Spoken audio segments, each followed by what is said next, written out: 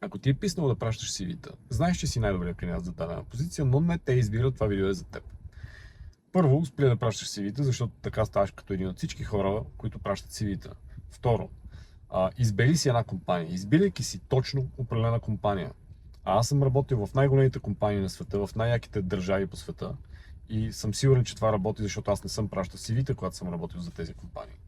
Избери си компания, твърдо реши да работиш за тази компания. След това, похарчи, инвестира една седмица от времето си за ресърч за тази компания, научи какво предлага в твоята област, научи какво предлага конкуренцията.